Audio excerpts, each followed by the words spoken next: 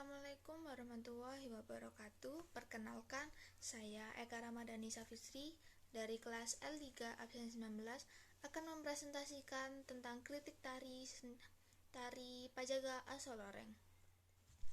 Tarian Pajaga Asoloreng sendiri berasal dari kota Bon, Provinsi Sulawesi Selatan, Indonesia.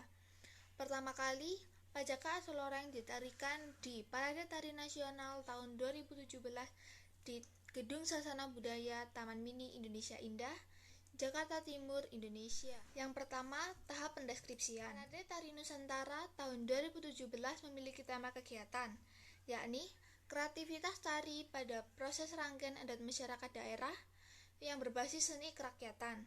Untuk jenis tarian sendiri adalah tari kreasi baru teatrikal. Jumlah penari dari tarian Pajaga Asoloreng sendiri berjumlah 7 orang penari laki-laki yang nantinya akan memerankan 2 peran sekaligus, yakni sebagai wanita lemah gemulai dan seorang lelaki jantan. Koreografernya sendiri dibagi menjadi 3. Yang pertama, penata tari oleh Mat Asmar. Yang kedua, penata musik oleh Andi Musawir. Dan yang terakhir, penata rias sekaligus busana oleh Mat Asmar. Konsep musik dari tarian ini sendiri adalah dibagi menjadi 2 bagian. Ketika memerankan sebagai seorang wanita lemah gemulai, konsep musik yang disajikan begitu lemah gemulai dan lembut. Sedangkan ketika memerankan seorang lelaki jantan, konsep musik yang disajikan begitu tegas dan keras. Konsep tata pentas. Bentuk panggung yang pada saat itu digunakan adalah bentuk tata panggung berupa proscenium atau lebih dikenal dengan panggung berbentuk persegi panjang. Untuk latar belakangnya sendiri, dari pihak peserta maupun dari pihak panitia tidak memberikan background tambahan untuk menarik penonton, hanya sebatas background berwarna hitam. Untuk konsep tata cahaya sendiri, tata penempatan lampu diletakkan di depan panggung sehingga semua penari dapat tersorot dengan baik. Untuk warna cahaya yang diterapkan pada saat menarikan tarian ini adalah kuning, merah, biru, oranye, serta biru keunguan pada saat peralihan peran, yang kemudian dikombinasikan dengan permainan lampu kedap-kedip. Selanjutnya, untuk konsep kostum yang digunakan pada tarian ini bermayoritaskan berwarna hitam, hijau, dan merah. Hitam yang melambangkan ketegasan, merah yang melambangkan keberanian, dan hijau yang melambangkan kedamaian maupun kesuburan dari kota Bon itu sendiri. Kemudian, konsep tata rias. Tata rias yang diterapkan pada penari adalah tata rias yang biasa digunakan pada penari wanita pada umumnya, sehingga meski semua penari merupakan penari lelaki, aura calabai atau aura feminisnya bisa keluar seperti pada calabai pada umumnya, sehingga tidak menampakkan bahwa mereka semua adalah lelaki jantan. Kualitas dan kekompakan penari. Penari menampilkan tarian Pajaga Asoloreng dengan sangat baik. Perpindahan karakter dari seorang wanita yang lemah gemulai menjadi lelaki tegas dan berani juga terbilang mulus. Penari juga dapat dikatakan kompak dalam menarikan tarian Pajaga Asoloreng, baik pada tempo cepat maupun pada tempo lambat tanpa membingungkan penonton itu sendiri. Yang kedua, tahap analisis. Tahap analisis sendiri dibagi menjadi 3, yaitu konsep gerak, konsep musik, dan kelebihan serta kekurangan dari tarian ini sendiri. Pertama, konsep gerak. Konsep gerak introduksi. Pola lantai yang pertama. Di saat awal pertunjukan, semua penari berformasi berkumpul dengan salah satu penari menjadi senter yang berdiri sedikit mendak sambil memutar pergelangan tangan ke depan. Lalu, kedua tangan setelah mencapai ke atas, telapak tangan menepuk topi panampa atau dikenal dengan topi menyerupai ember kayu. Pola lantai kedua. Penari yang menjadi senter mulai bergerak ke kanan dan ke kiri sambil bergerak memutar. 4 penari lainnya mulai mengikuti gerakan penari senter. 2 penari bergerak sambil membawa tongkat emas yang diberi tali di ujungnya. dan dua penari lainnya bergerak sambil membawa gulungan kain berpitakan berwarna ungu. Pola lantai ketiga. Semua penari berjongkok dengan formasi zigzag selama beberapa saat. Kemudian, mereka mulai menggoyangkan badan ke kanan dan ke kiri sambil memainkan selendang dan untaian bunga. Selanjutnya, konsep gerak inti. Pola lantai yang pertama. Gerak inti dimulai dengan berdirinya semua penari. Lalu, para penari berbalik sambil memegangi ujung untai bunga. Kemudian, kedua tangan mulai diayunkan ke kanan dan ke kiri sebanyak 2 kali. Pola lantai kedua. Setelah berformasi zigzag kembali, kaki kiri melangkah ke depan kaki kanan. Lalu, tangan kiri memegang pinggang dan tangan kanan diangkat miring ke atas. Tangan kanan diangkat ke kiri sambil berpindah tempat guna memperlebar jarak antara penari satu dengan penari lainnya. Pola lantai keempat. Kaki kanan melangkah ke depan. Tangan kiri diayunkan menuju dada sebelah kanan. Badan dimiringkan dan penari menoleh ke kiri. Kemudian, badan berputar sambil berpindah tempat. Lalu para penari mulai bergeser ke kanan dan ke kiri sesuai formasi yang telah diatur sebelumnya. Pola lantai kelima. Tangan kiri memegang untaian bunga sambil mengayunkan untaian bunga tersebut. Ketika badan menghadap ke samping kiri dan kaki kiri dan kanan menyilang dengan kaki kiri di depan. Kemudian, para penari berputar dengan kaki kiri sebagai tumpuan. Pola lantai keenam. Kedua tangan melambai ke pundak, atas, pundak, secara berulang-ulang sebanyak 4 kali, sambil maju ke depan. Kemudian, tangan kiri kembali diayunkan dan tangan kiri memegang pinggul sambil mundur secara perlahan ke posisi yang semula. Selanjutnya, pola lantai ketujuh. Semua penari berpindah tempat tanpa senter, membuat formasi bentuk V yang menghadap ke belakang panggung. Kedua tangan penari mengayunkan untaian bunga sambil bergerak ke belakang dan menggerakkan pinggul secara memutar. Pola lantai ke-8. Setelah semua penari berganti aksesori kepala, para penari mulai beriringan maju sambil membawa tongkat berwarna emas. Ketika barisan sudah hampir lurus, para penari mulai memainkan tongkat tersebut di depan dada, seperti menusuk sesuatu. Dan pola lantai terakhir untuk konsep gerak inti. Setelah bangun dari gerakan bergulung, para penari kembali memainkan tongkat emas yang diselingi dengan lompat. Permainan tongkat ini bergerak menyerong atau silang, dari atas ke bawah maupun sebaliknya. Kemudian, para penari berdiri sambil memutar pinggul kembali. Konsep gerak penutup. Semua penari dengan formasi berbentuk V, lalu senter maju ke depan sambil kembali dengan topi besar atau la panampa, dengan mengayunkan untaian bunga di tangan kanan dan kiri. Kemudian, antara para penari membawa tongkat dan menusukkan tongkat tersebut ke lantai secara tegak lurus.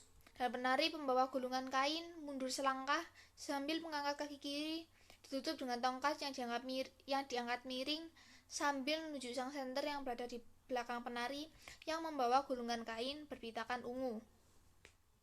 Selanjutnya, konsep musik. Musik yang mengiringi tarian Pajak Asal Loreng diaransemen sendiri oleh Andi Musawir, seorang penata musik asli dari Sulawesi Selatan. Tempo musik yang ditampilkan adalah tempo yang perlahan-lahan yang lama-kelamaan akan berubah menjadi keras seiring berjalannya waktu, menyesuaikan dengan peran yang dibawakan oleh para penari. Pada bagian introduksi muncul suara nyanyian khas Sulawesi Selatan yang kemudian dikombinasikan dengan alat tradisional khas Sulawesi Selatan. Pada bagian inti terdapat 2 fase.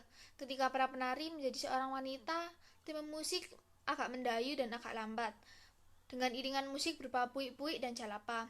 Sedangkan ketika para penari berubah menjadi laki-laki, musik diiringi dengan nyanyian orang seperti pada bagian introduksi, namun lebih lantang. Tak lupa, alat musik berupa pak pompang, puik-puik, dan jalapa juga ikut mengiringi. Dan pada bagian penutup, musik yang ditampilkan merupakan musik antara perpaduan aransemen pada bagian inti, tetapi diperlambat temponya demi menampilkan dua peran sekaligus dalam satu adegan, tetapi tetap menghayati tetap menghayati kedua peran yang saling bertolak belakang tersebut. Jenis alat musik yang digunakan pada saat tarian penjaga asal loreng. Yang pertama, jalapa. Jalapa sendiri adalah alat musik khas Sulawesi Selatan yang berbentuk seperti simbal dan terbuat dari logam kuningan. Tidak berlaku untuk umum, jalapa biasa digunakan pada saat upacara adat-adat tertentu. Kedua, gendang bulo. Alat musik tradisional Sulawesi Selatan seperti gendang pada umumnya. Namun, yang menjadi ciri khas dari gendang bulo ini sendiri adalah gendang bulo tidak memiliki membran, di mana alat musik klasik ini akan mengeluarkan suara apabila ditepuk ataupun dipukul pada bagian kulitnya. Pak Pompang termasuk alat musik khas Sulawesi Selatan yang dimana biasa kita kenal dengan klarinet. Alat musik ini merupakan alat musik tiup yang di dalamnya terdapat membran rangkap. Yang keempat ada puik-puik. Puik-puik dikenal sebagai alat musik Sulawesi Selatan yang sama persis dengan trompet. Bentuk dan cara memainkan alat musik ini pun sama seperti trompet. Hanya saja yang membedakan adalah motif dan bentuk dari trompet ini sendiri. Dan yang terakhir ada rebana.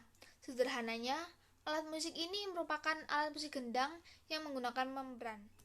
Selanjutnya, terdapat kelebihan dan kekurangan tari Pajaga asal loreng. Yang pertama, kelebihan tari, aspek gerak. Pada aspek gerak, pada fase di mana penari menjadi seorang wanita lemah gemulai, ditampilkan gerak yang sangatlah lemah gemulai dan mendayu. Terlihat sangat lincah juga kompak dalam memainkan selendang. Aspek ekspresi. Dalam menghayati kedua peran yang bertolak belakang, para penari bisa terlihat sangat menyesuaikan, mulai dari penghayatan seorang wanita maupun sebagai seorang lelaki. Aspek tata panggung. Untuk tata panggungnya sendiri, sebagian besar sudah terlihat menguasai panggung. Terlihat banyaknya formasi V dan lingkaran dan pergeseran penari yang mendukung tata panggung supaya tidak terlihat kaku. Aspek iringan.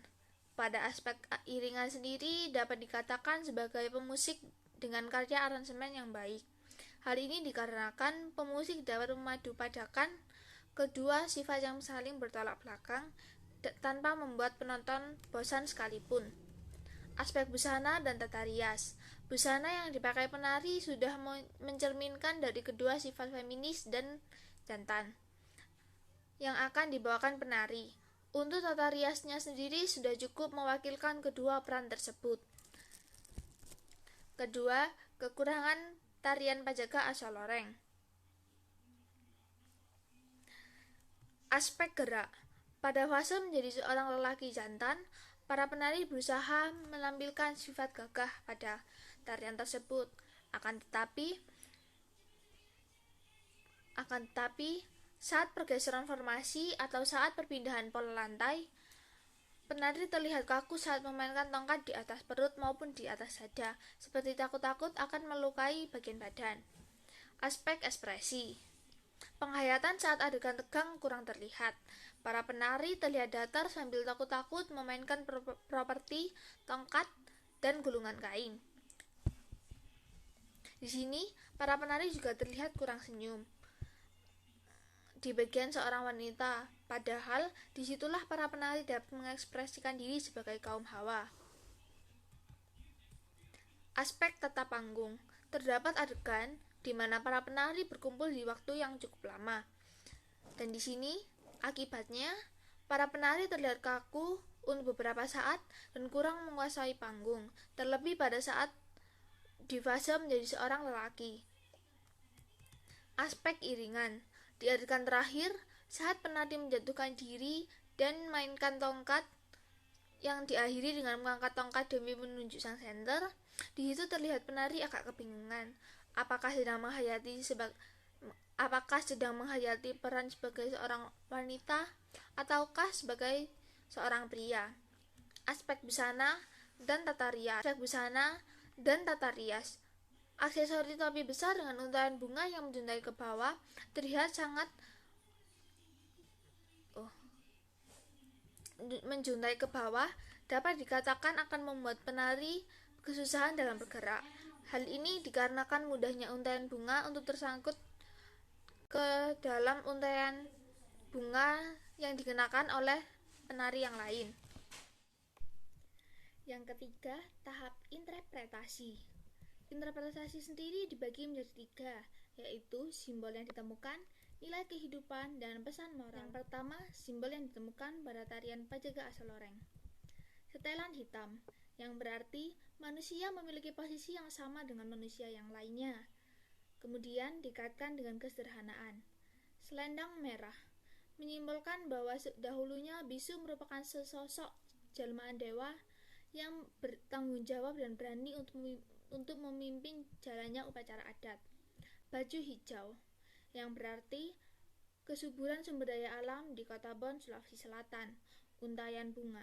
Untaian bunga memiliki filosofi berupa penghargaan tinggi yang diberikan oleh seorang bisu kepada keindahan alam. Topi panampa. Topi panampa merupakan simbol dari kasta bisu sendiri. Ketika bisu menggunakan topi panampa, berarti ia bukanlah pemimpin dari bisu atau arajang. Kalung tai ganja, yang berbentuk liontin, yang dipakai sebagai lambang kesuburan, kemakmuran, dan status sosial dari seseorang. Topi bulu, yang memiliki filosofi berupa spiritual yang tinggi, kebebasan, kepercayaan, dan kebijaksanaan. Tongkat emas atau lasalaga, yang berarti kehadiran Raja Bon. Ikat kepala kepang, yang maknanya kita diingatkan agar senantiasa untuk menciptakan Brahma, kebaikan Dharma, dimanapun kita berada. Dupa, yang memiliki filosofi tersendiri, yaitu mengharumkan maupun memberikan suasana khusyuk saat upacara pembacaan doa.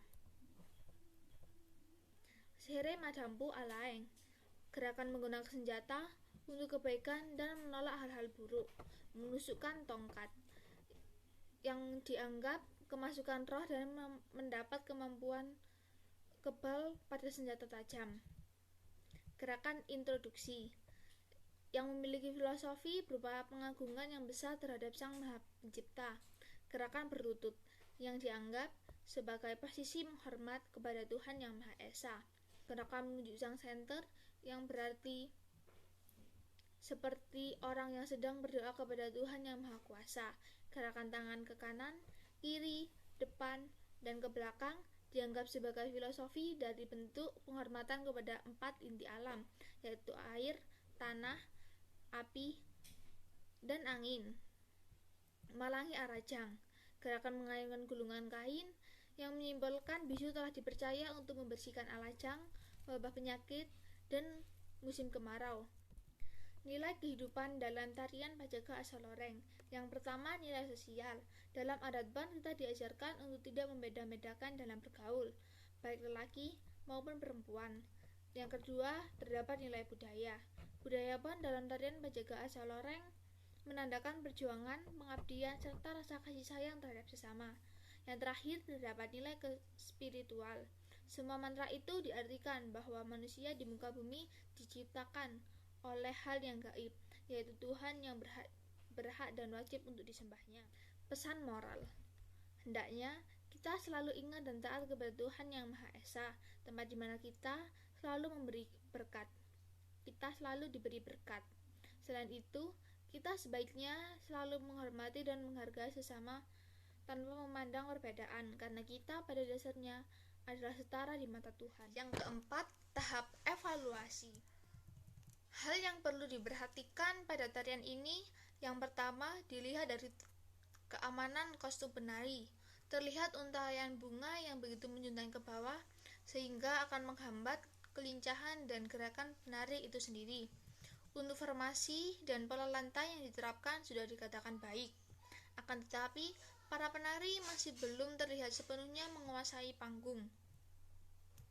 Untuk formasi dan pola lantai yang diterapkan sudah dikatakan baik.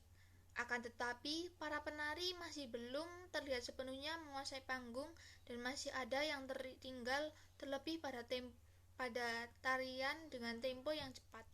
Solusi dari hal yang perlu diperhatikan pada saat menarikan tarian Pajaga asal Loreng sendiri, yang pertama, meski para penari diharuskan memerankan dua peran sekaligus, penari terlihat begitu menghayati tanpa harus menampakkan kesan tertekan sekalipun. Hal ini sudah sedikit menutupi kekurangan dari penari.